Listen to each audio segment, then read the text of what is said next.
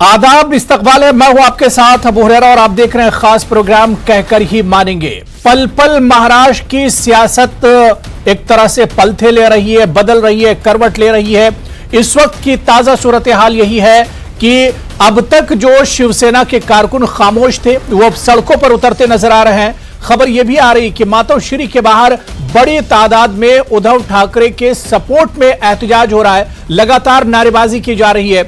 सवाल यही उठ रहा था कि इस बार जब शिवसेना टूट रही है तो शिवसेना को चाहने वाले आखिर सड़कों पर क्यों नहीं उतरे या उनकी आवाज आखिर बुलंद क्यों नहीं हुई। लेकिन अब जो खबर आ रही है और अब जो तस्वीरें आ रही हैं वो यही है कि मातोश्री के बाहर बड़ी तादाद में उद्धव ठाकरे के चाहने वाले उद्धव ठाकरे के सपोर्ट में, शिवसेना के सपोर्ट में एहतजाज कर रहे हैं। और इस बीच मुंबई से लेकर दिल्ली और दिल्ली से लेकर गुवाहाटी तक लगातार महाराष्ट्र पर जमकर सियासत हो रही है। इसी को हम समझने की कोशिश करेंगे। सबसे पहले मेरे साथ कुछ खास मेहमान जुड़े हुए हैं। सर्वेश तिवारी हमारा रिपोर्टर लगातार हमारे साथ जुड़े रहे हैं और महाराष्ट्र की सियासत पर हमारे साथ बात करते रहे हैं। मोहम्मद शमशाद शेख हमारे साथ जुड़े हुए हैं जो कि तर्जुमान हैं ऑल इंडिया मजलिस इत्तेहादुल मुस्लिमीन के। मेरे साथ मुरली मनोहर पांडे साहब हैं, नेशनल जनरल सेक्रेटरी हैं और तर्जुमान हैं एनसीपी के। कुछ देर में बीजेपी की स्पोक्स पर्सन भी हमारे साथ इस डिबेट का हिस्सा होंगी। सभी मेहमानों का बहुत इस्तकबाल है। सबसे पहले मैं सर्वेश, खबर यह आ रही कि मातोश्री के बाहर उद्धव ठाकरे के सपोर्ट में बड़ी तादाद में लोग अब जमा हो रहे हैं, क्या कुछ अपडेट है? जी बिल्कुल अबू जी, तमाम जितने भी समर्थक हैं जमा हो रहे हैं बड़े पैमाने पे। यहाँ तक कि ढोल बाजी ताशे के साथ जमा हो रहे हैं, सिर्फ जमा ही नहीं हो रहे हैं और उद्धव ठाकरे के समर्थन में नारेबाजी लग रहे हैं। और जिस तरह से अबू जी कल मैंने बताया था कि शिवसेना का जो आक्रोश है, जो मौन है, वो मौन थोड़ा सा अब टूटा है। ये शुरुआत है, ये आगाज है। आज मुंबई के 2 विधायकों के दफ्तर में तोड़े गए, उनके पोस्टर पर कालिक पोते गए, उनके पोस्टर तक फाड़े गए। अहमदनगर में एकनाथ शिंदे के लेकर नारेबाजी की गई, वहां पर विरोध प्रदर्शन किया गया। ये शुरुआत है और ये आक्रोश अब थमने वाला नहीं है। अब लोग वेट कर रहे हैं क्योंकि अब लड़ाई जो है आर पार की हो चुकी है, जिसका बयान उद्धव ठाकरे ने अपने वीडियो कॉन्फ्रेंसिंग के जरिए भी किया और संजय राउत ने भी बयान दिया। तो अब लड़ाई आर पार की शुरू हो चुकी है। अब शिवसेना के कार्यकर्ता, पदाधिकारी, जितना जिला प्रमुख है, ये वेट कर रहे हैं, इंतजार कर रहे हैं कि कब एकनाथ शिंदे और उनके जो बाकी विधायक हैं जो उनके समर्थन में गए हैं, गुवाहाटी तक पहुंचे हैं, वो कब मुंबई शिरकत करते हैं। बिल्कुल सर्वेश, खबर यह भी थी कि आज बहुत अहम मीटिंग उद्धव ठाकरे, शरद पवार और अजीत पवार की होने वाली थी। इस मीटिंग को लेकर क्या कुछ अपडेट मिल पा रहा है? देखिए, शरद पवार, प्रफुल्ल पटेल, अजीत पवार मातोश्री पहुंचे हैं। और अबू जी इसमें सबसे अहम बात यह भी है कि 2.5 साल पहले जब सरकार बनी थी उस दौरान एक बार शरद पवार मातोश्री गए थे, लेकिन उसके बाद जब सरकार बनी उसके बाद मातोश्री में एक अरसे बाद इस तरह से एक राजनीतिक बैठक हो रही है जिसमें पवार शामिल है। और पवार की पूरी कोशिश है कि किसी भी हाल में महाविकास आघाड़ी सरकार को बचाया जाए। हालांकि अभी तक चाहे उद्धव ठाकरे की बात करें, शरद पवार की बात करें, प्रफुल्ल पटेल की बात करें, अजीत पवार के बयान को देखें या एनसीपी के दूसरे जो नेता हैं जो प्रदेश अध्यक्ष के साथ साथ कैबिनेट मंत्री भी है जयंत पाटिल के बयान को देखें, इनके बयान में किसी प्रकार का कोई जो एक उदासी होता है वो नज़र नहीं आ रहा है। इनका साफ कहना है कि वो जब भी फ्लोर पर जाएंगे तो बहुमत साबित कर देंगे। तो इन्होंने गठजोड़ जरूर कुछ न कुछ की है। अब ये गठजोड़ क्या निर्दलीय विधायकों का है, क्या बीजेपी के खेमे में कोई विधायक से ये संपर्क कर रहे हैं, या फिर शिवसेना के विधायक जो वहां पर एकनाथ शिंदे के साथ हैं वो आने की कवायद में है। चुपके से भले शिंदे के साथ वो बैठे जरूर हैं, लेकिन मुंबई आने के बाद जब फ्लोर टेस्ट की बात होगी तो क्या वो उद्धव ठाकरे के साथ अचानक से चले जाएंगे? तो कहीं ना कहीं कुछ खिचड़ी जरूर पक रही है, लेकिन वो तस्वीर साफ नहीं हो पा रही है। बिल्कुल, यानी तस्वीर अभी बहुत साफ एक तरह से महाराष्ट्र की नहीं है, लेकिन इतना जरूर है कि सियासत लगातार हो रही है और पल पल ये सियासत एक तरह से बदल भी रही है। मैं मुरली मनोहर पांडे जी आपके पास आना चाहूंगा।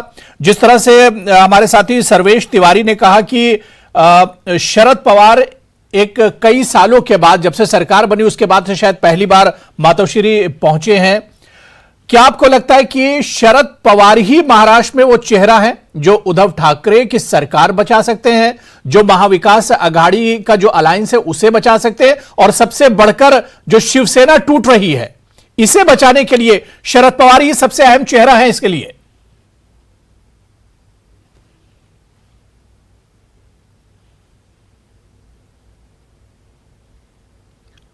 मुरली मनोहर जी, मेरी आवाज आ रही है आप तक? शायद मेरी आवाज नहीं जा रही। शमशाद शेख साहब, सर मुझे सुन पा रहे हैं? आवाज आ रही है आपकी, बताइए। जी जी, शमशाद जी, महाराष्ट्र में जिस तरह के हालात हैं, खासतौर से सियासी हालात, उथल पुथल पिछले 4-5 दिनों से जो सियासत चल रही महाराष्ट्र से लेकर गुवाहाटी और दिल्ली तक, एमआईएम इसे किस तरह से देख रही है? किस तरह से आप लोग इस सियासत को देख पा रहे हैं? देखिए, आप जैसा कि जानते हैं कि एमआईएम जो है ये महाविकास आघाड़ी सरकार की निंदा करती आई है, इनके कामों की निंदा करती आई है। भाजपा की हमने हमेशा जो है कई कार्यों पर इनके आपत्ति उठाई है जी।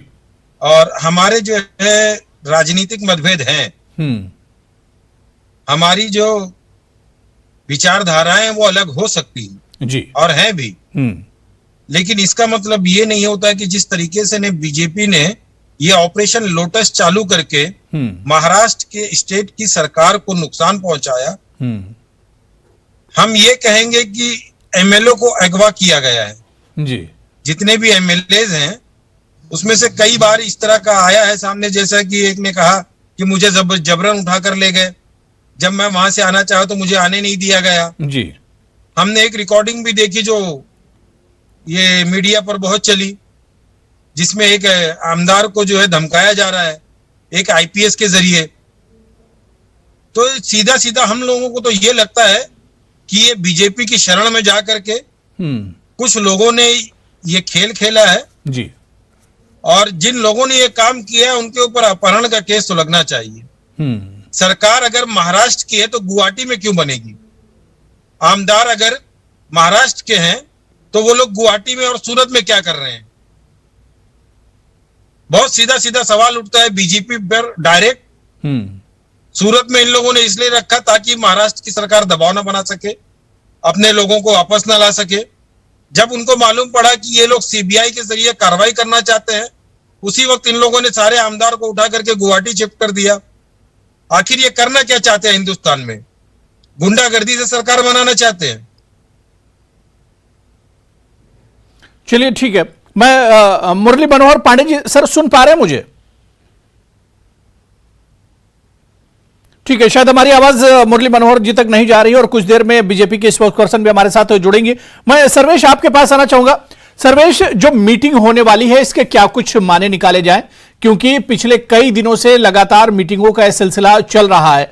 अब क्योंकि काफी वक्त हो चुका है, 4-5 दिन गुजर चुके हैं, इस पर मरकजी सरकार की भी नजर होगी, गवर्नर की भी नजर होगी, जो कुछ सियासी उथल पुथल इस वक्त महाराष्ट्र में है।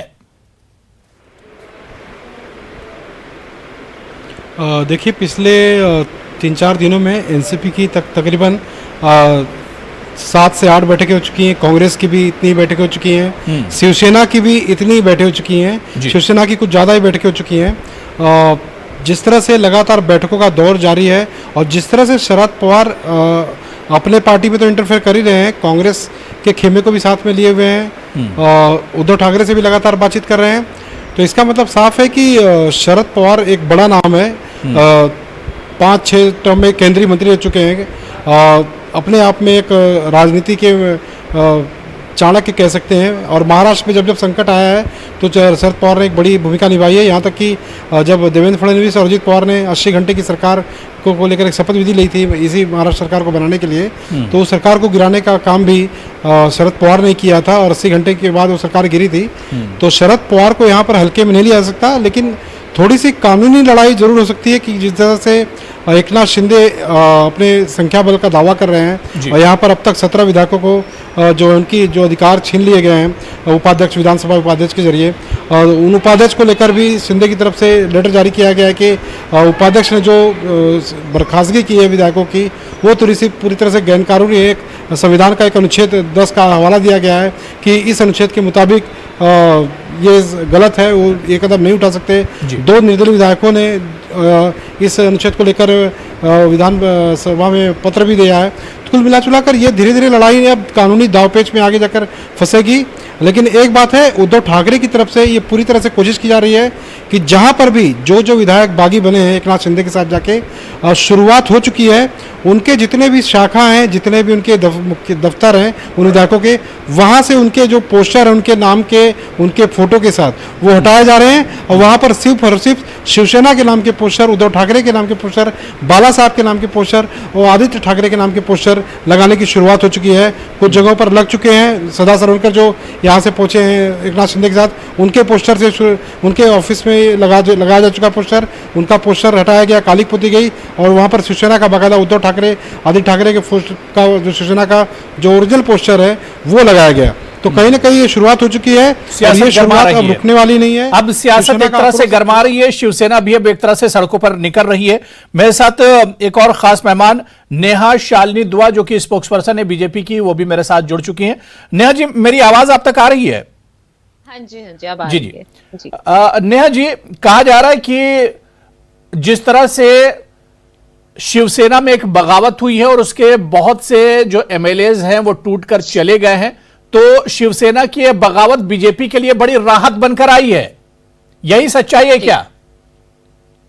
अबू जी देखिए, ये सिर्फ क्यों टूटे हैं इसके पीछे भी इतने बड़े कारण है जो कल से सबको पता ही है कि उनको नजरअंदाज किया गया, एनसीपी के नेताओं को खास तवज्जो दी गई, हर अहम पद जो हैं, एक तो मुख्यमंत्री पद के लिए उद्धव ठाकरे जी बहुत ललायत थे, मतलब उनको था कि कैसे भी हो मेरे को मुख्यमंत्री बनना है। उसके बाद जिन वोटों से, जिन एमएलए के जरिए मैं इतनी भी संख्या कर पाया, चाहे वो 46 थी चाहे वो 42 थी, इतनी भी संख्या कर पाया, उनको नजरअंदाज किया गया, उनको बिल्कुल ही बॉयकॉट किया गया। उनके विधायकों की कोई बात नहीं सुनते थे अफसर, सिर्फ और सिर्फ एनसीपी के नेता या कांग्रेस के नेताओं की बात ही सुनी जाती थी। तो कहीं ना कहीं वो निग्लेक्टेड फील कर रहे थे, उन्हें लग रहा था कि उनको सिर्फ यूज किया जा रहा, और सच भी यही था कि उनको यूज किया जा रहा था। इसी वजह से हर बागी नेता ने देखिए अपने बयान में यही कहा है, अपनी जो स्टेटमेंट्स दी हैं उन्होंने यही बोला है कि हमारी कोई बात अगर सुनता था तो सिर्फ एक नाथ शिंदे जी सुनते थे, बाकी सभी, मतलब उद्धव ठाकरे जी से मिलना नामुमकिन था, उससे बात कर पाना नामुमकिन था, उनके आगे अपना कुछ भी बात रखनी बिल्कुल एक नामुमकिन सा हो गया। तो ये कैसा शिव सैनिक थे कि मतलब नेहा जी, शिवसेना के अंदर जो इस तरह के हालात थे ये बीजेपी को नागवार गुजरते थे, बीजेपी नहीं चाहती थी कि शिवसेना में इस तरह के हालात रहें। देखिए हमारे लिए जो भी हालात है, आप खुद सोचिए, 106 सीटों वाली हमने पूर्ण बहुमत हासिल किया था, मतलब पूर्ण तो नहीं मैं कहूंगी, काफी बहुमत जो था, जनता का जो वोट थी वो हमारे पाले में थी, लेकिन उसके बावजूद में एक 42 वोट वाले जब कोई शिव सैनिक जीत जाते हैं तो इसका मतलब तो लोकतंत्र का आप सोच सकते कैसे हनन किया गया, कैसे सबकी खिचड़ी पकाई गई और बनाया गया, लेकिन उससे कोई फर्क नहीं पड़ता। आज जनता ये तो वैसे हुआ जैसे कर्नाटक में हुआ, मध्य प्रदेश में हुआ, इससे पहले वहां पर भी बीजेपी कर चुकी है। देखिए कहीं भी बीजेपी इतने कम रैंक में नहीं थी, यहाँ तो Shiv Sena plus NCP plus Congress सबकी मिली जुली, जिसे कहते हैं खिचड़ी। कोई होता है कि चलो ठीक है आपके 10-20 वो कम पड़ रहे हैं तो आपने किसी से ले लिए, 25 से कम पड़ रहे हैं, 30 से कम पड़ रहे हैं, लेकिन इतने कम के कम ही कम थे, कुछ था ही नहीं। यहाँ जनता अब तो मौका बीजेपी के पास है, अब बीजेपी के पास मौका है, 106 बीजेपी के और 40 प्लस शिंदे के, आप मिला लीजिए, सरकार बना लीजिए, मौका तो है बीजेपी के पास।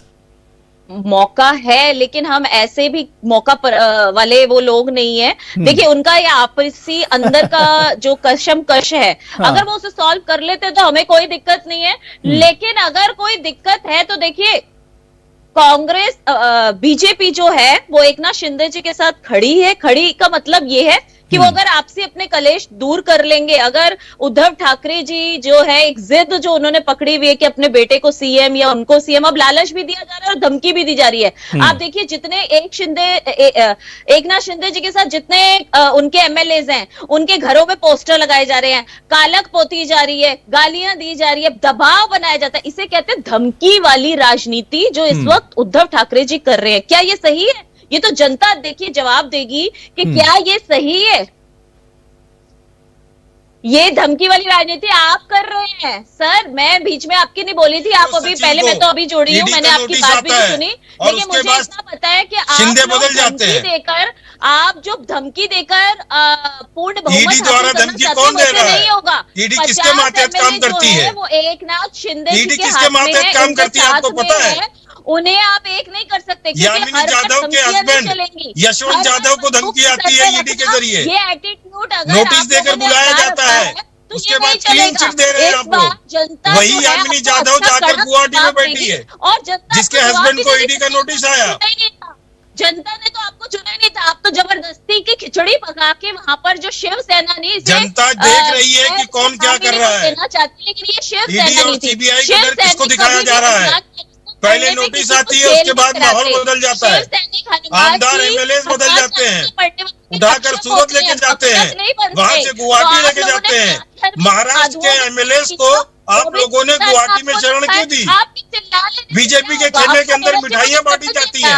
कि आपने अगर मुझसे शिवसेना सवाल टूटी के जवाब तो देने बीजेपी की जश्न क्यों मना रही है? तो इतनी देवेंद्र ये फडणवीस को धमकी लड्डू वाली क्यों खिलाए जा रहे हैं? राजनीति यहाँ नहीं चलेगी। ये धमकी पहले आप वाली तो ये राजनीति बताइए कि का लड्डू क्यों खिलाए जा रहे हैं देवेंद्र फडणवीस को? जनता अपनी मर्जी है, एमएलए की अपनी मर्जी है कि वो बीजेपी के साथ जाना चाहते हैं तो वो गठबंधन करिए। और किसने कहा है, कहाँ लिखा हुआ है कि शिवसेना मतलब उद्धव ठाकरे, शिवसेना मतलब आदित्य ठाकरे? ऐसा नहीं है। शिवसेना को बनाने हम में तो बात जितना संविधान की कर रहे हैं। हाँ है, हिंदुस्तान में ये कई बार हुआ है कि बीजेपी ने हॉर्स ट्रेडिंग किया। नेहा जी, ये वही शिवसेना है। नेहा शालिनी जी, ये वही शिवसेना जो बीजेपी के साथ हुआ करती थी, और ये वही उद्धव ठाकरे हैं, यही आदित्य ठाकरे हैं जिन पर आज इल्जाम लगाया जा रहा है। अबू जी, आप ये नहीं समझ रहे कि सिर्फ शिवसेना का मतलब उद्धव ठाकरे, आदित्य ठाकरे नहीं है। तो ये मतलब शिवसेना बदल तो नहीं गई, ये पहले ही वाली शिवसेना है ना, जो बीजेपी के साथ हुआ करती थी, वही शिवसेना है ये शिवसेना बदल नहीं गई है। लेकिन सिर्फ जो इनके साथ रहेगा और उद्धव ठाकरे वो देशभक्त होने है, से और नहीं वरना ये होने तो से पीडीपी के शिवसेना साथ तो भी ऐसा सरकार नहीं बना है। लेते हैं। एकनाथ शिंदे जी भी शिवसैनिक हैं और एकनाथ शिंदे जी के साथ चलिए, ठीक है। 42 ठीक है, ठीक है। शमशाद शेख जी, शमशाद जी, मैं नेहा जी आ रहा हूं। नेहा जी, मैं दोबारा से आ रहा हूं। मैं शमशाद जी से एक सवाल ले लेता हूं। शमशाद जी, क्योंकि अब जो हालात बन रहे हैं, ऐसे में लग रहा है कि आगे चलकर फ्लोर टेस्ट भी आएगा, हो सकता है कि चुनाव की नौबत आ जाए।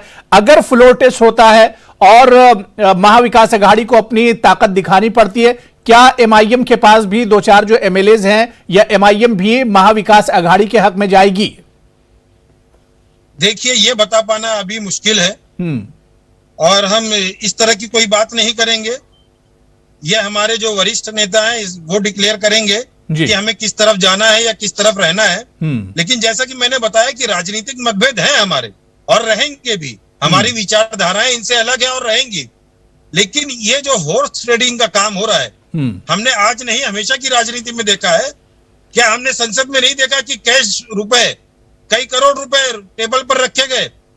क्या हमने नहीं देखा कि कई बार जो है एमएलए को खरीदने की कोशिश की गई? और ये जब भी हुआ बीजेपी और कांग्रेस के जमाने में हुआ। तो ये ऐसा क्यों होता है कि एमएलए? मुरली मनोहर पांडे जी, मेरी आवाज सर आ रही है? हाँ, आवाज आ रही है। मुरली जी, अब जो शिव सैनिक हैं वो बड़ी तादाद में अब सड़कों पर निकल रहे हैं, उद्धव ठाकरे के सपोर्ट में एक तरह से अब प्रोटेस्ट हो रहा है। सवाल ये उठता है कि क्या शरद पवार जी, क्योंकि जो अभी तक पूरा हंगामा चल रहा है और महाविकास अघाड़ी को बनाने में भी शरद पवार का बहुत बड़ा हाथ था, अगर महाविकास अघाड़ी अब टूट रही है, सरकार गिर रही है, तो ये एक तरह से बड़ी एक बेइज्जती होगी शरद पवार की भी, उनके लिए भी एक बड़ा चैलेंज है। देखिए, मैं बड़े साफ शब्दों में बता देना चाहता हूं। हेलो जी, हेलो, मैं बड़े साफ शब्दों में बता देना चाहता हूं कि राजनीति में बेइज्जती शब्द कोई होता ही नहीं। बिल्कुल। दूसरी बात की, हम शक्ति परीक्षण करेंगे और शक्ति परीक्षण में हम सफल होंगे, यह तय है।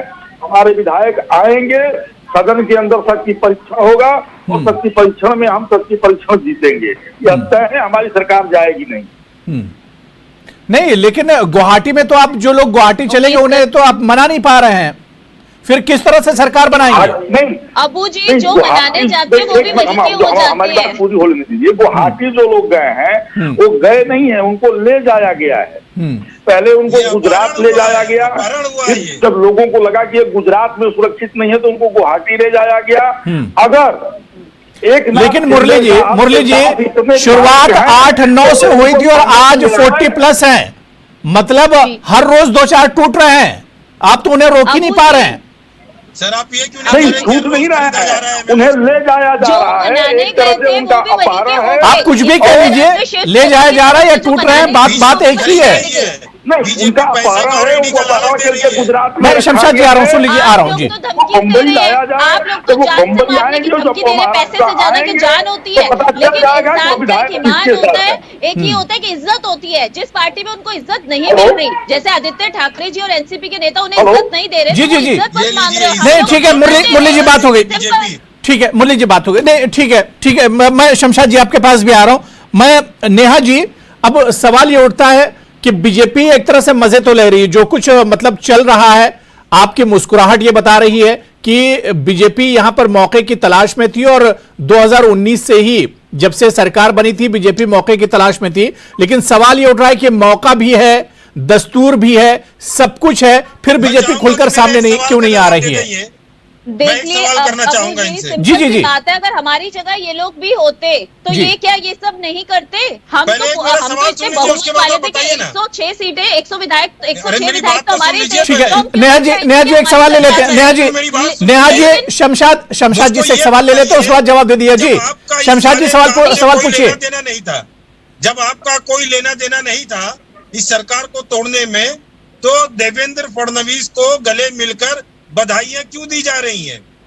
क्यों सारे अरे, बड़े बड़े बीजेपी के हाँ, महाराष्ट्र एक के सेकंड, लोग एक सेकंड, जाकर हाँ, देवेंद्र जवाब देती फडणवीस हूँ, को लड्डू सुनिए, खिला रहे सुनिए। हैं, मिठाइयां सुनिए, बांटी जा रही हैं सुनिए। इनके चलिए कार्यालय अब में। सुन लीजिए, शमशाद जी सुन लीजिए जी। जी हाँ। जवाब तो सुन लीजिए। अगर हमारा यही, आप उल्टा सोचिए, आपके खेमे में ये सारा कुछ हो रहा होता, आप 106 विधायक लेके भी सत्ता से बाहर होते, और जब दूसरे विधायकों के बीच लड़ाई झगड़े और ये सब चल रहा होता और आपको साफ मैडम, नजर आ 106 रहा विधायक होगा लेकर आप सरकार कि हम महाराष्ट्र आने में नहीं वाले बना हैं, सकते। तो उनको पहले बधाई आप दी जा आंकड़ा रही तो है चेक कर क्योंकि लीजिए। देवेंद्र बहुमत के लिए फडणवीस कितने जी विधायक वहाँ चाहिए? की पूर्ण कितने बहुमत विधायकों की पाए हुए जरूरत है नेता बहुमत है, के लिए? जिसे जनता ने 106 चुना है। बहुमत आप नहीं है। लोगों ने तो खिचड़ी पका के आए हैं, लेकिन कोई बात नहीं, आपकी आपने खिचड़ी संख्या पका के भी अल्पसंख्या अगर है। कम से कम अपने बहुमत संभाल नहीं है लेते। आपकी। सर, अपने लोगों को तो संभालते, आपने तो उनको भी नहीं संभाला। आपके साथ अगर शिव सैनिक आज नाराज है तो क्यों नाराज है? आप वोट लेके आए जनता से, जो शिव सैनिक है वो बीजेपी वोट लेके आए बहुमत में आने शिवसेना के पे, लिए वो, ये तोड़फोड़ की राजनीति, चलिए वोट ठीक है, शेडिंग की ठीक है, मुरली मनोहर जी के पास मैं जा रहा हूं, ठीक है।